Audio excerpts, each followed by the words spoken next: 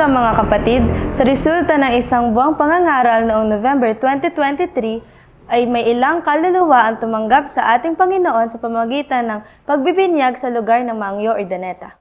Pagkaisahang magtayo ng isang kapilya sa lugar na ito. At noong February 11 ay nagtulong-tulong ang mga elders ng Magallanes District at iba pang volunteers upang hakutin ang mga materyales na gagamitin.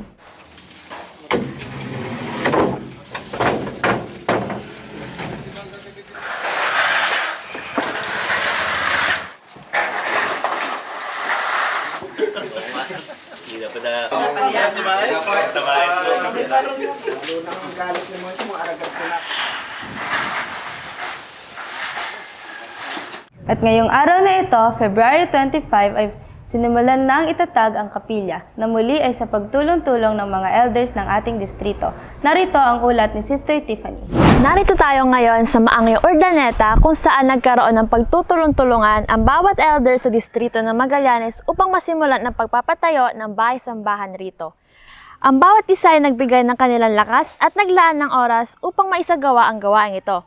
Bagaman naging makulimlim ang panahon kaninang umaga, hindi ito naging hadlang upang hindi masimulan ang pagpapatayo ng bahay-sambahan para sa mga kapatid natin dito sa Mangyo.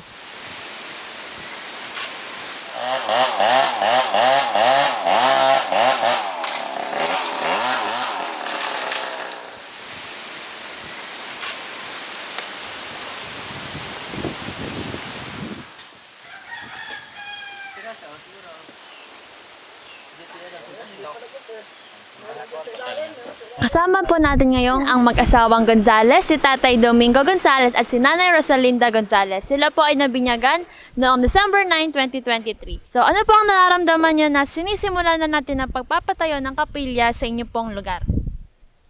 Maayos na sa aming kalooban ng pagpapatayo ng kapilya. Kami ho ay nasisiyahan sa pagkakapagawa ng simbahan. So, ano po naman po yung kadahilanan at inyo pong ipinagamit ng inyong lupa para po pagtayuan po natin ng kapilya? Para lumapit kami sa Panginoon. Yun lang. Para kami natutuwa at nagkaroon ng simbahan. So, napakinggan po natin ang mga sagot nila ng mag-asawang Gonzales na po ay tulad nila tayo po ay ma-inspire na mapagamit lalo sa gawain ng Panginoon.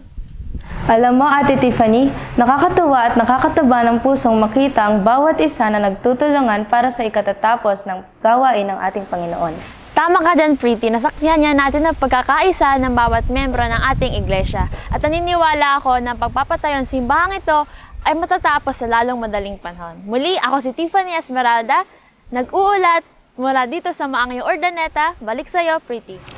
Laging abangan ang ulat ng mga kaganapan sa ating distrito. Muli, ako po si Josiel Vicedo, nag-uulat para sa Magallanes Media Ministry, ang inyong tagapaghatid ng magandang balita.